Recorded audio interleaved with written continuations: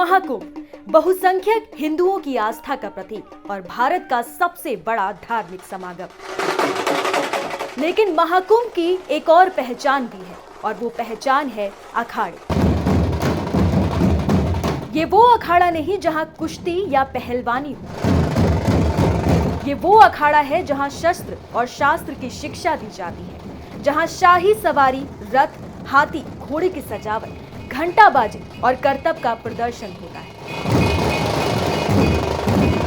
आज बात करेंगे इसी हिंदू धर्म के मठ कहे जाने वाले अखाड़े के इतिहास पर और जानेंगे कि आखिर इस अखाड़े की शुरुआत कैसे हुई, इसका रहस्य क्या है, क्यों अखाड़ों से लाखों करोड़ों लोगों की श्रद्धा जुड़ी है।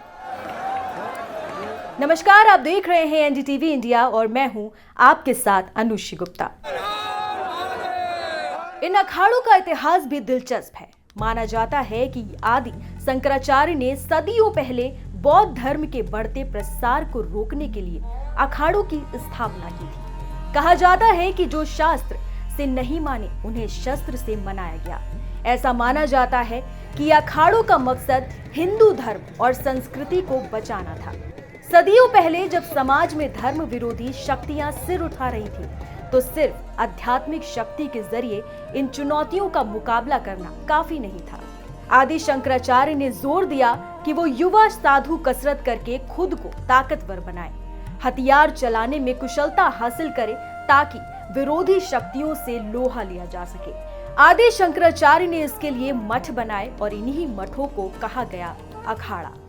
हालांकि अखाड़ों की स्थापना के बारे में कई तरह की कहानियां और दावे भी हैं, लेकिन कहीं इस बात के ऐतिहासिक साक्ष्य नहीं मिलते कि आदि शंकराचार्य ने अखाड़ों की शुरुआत की है। शुरू में केवल 4 प्रमुख अखाड़े थे, लेकिन बाद में वैचारिक मतभेद हुए, बंटवारा होता गया और वर्तमान में 13 प्रमुख अखाड़े हैं।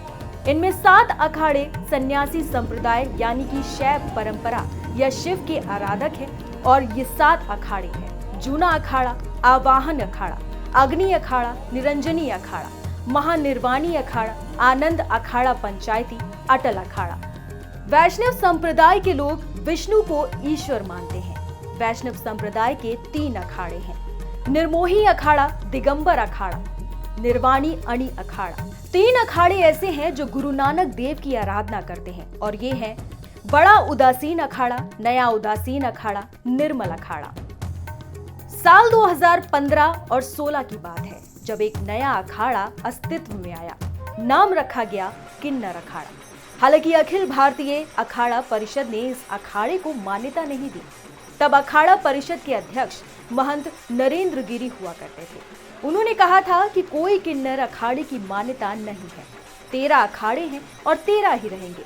जवाब में किन्नर अखाड़े का गठन करने वाली लक्ष्मी त्रिपाठी ने कहा कि उज्जैन शिव की नगरी है और शिव की नगरी में अखाड़े के लिए किसी से मान्यता लेने की जरूरत नहीं है। किन्नर अखाड़े की स्थापना 2016 के सिंगस्त कुंभ से पहले अक्टूबर 2015 में हुई थी। इसी साल इस अखाड़े ने उज्जैन के कुंभ में अपना अलग कैंप लगाया था। वैसे तो किन्नरों का वजूद उतना ही पुराना है जितना मानव सभ्यता का इतिहास, लेकिन बात जब इस अखाड़े की हो तो गठन से लेकर अब तक 9 साल हो चुके हैं, लेकिन इसे अभी तक मान्यता नहीं मिली है। बहरहाल बात करते हैं अखाड़ों के संचालन पर। सभी अखाड़ों का प्रबंधन और उनके बीच सामंजस्य बनाने और विवादों को हल करने का काम अखिल भारतीय अखाड़ा परिषद करता है, जिसकी स्थापना साल 1954 में की गई। अखाड़ों के अध्यक्ष को सभी 13 अखाड़ों के बीच मतदान से चुना जाता है। किसी भी अखाड़े में महामंडलेश्वर का पद सबसे ऊंचा होता है। अब जानिए महामंडलेश्वर का चुनाव कैसे किया जाता है। संत समाज में महामंडलेश्वर पद की बड़ी महत्वता बताई गई है। किसी को भी महामंडलेश्वर बनाने से पहले ये देखा जाता है कि वो किस गुट से आया है या किस मठ से जुड़ा हुआ है। साथ ही जिस भी जगह से वो जुड़ा हो वहां समाज कल्याण के कार्य होते हैं या नहीं। आप कोई आचार्य या फिर शास्त्री हैं तो उन्हें इसका भी फायदा मिलेगा और चयन के लिए वो योग्य होंगे। महामंडलेश्वर के चयन की प्रक्रिया पूरी होने के बाद उन्हें संन्यास दिलाया जाता है। उन्हें खुद के हाथों ही खुद का पिंडदान करना होता है। इसके बाद महामंडलेश्वर का पट्टा अभिषेक भी होता है। पूरी प्रक्रिया 13 अखाड़ों के संत महंत की मौजूदगी में पूरी की जाती है। महामंडलेश्वर अपने शिष्य भी बना पाते हैं। कुंभ के शाही स्नान में ये साधु रथ पर सवार होकर आते हैं और इनको वीआईपी ट्रीटमेंट भी दिया जाता है।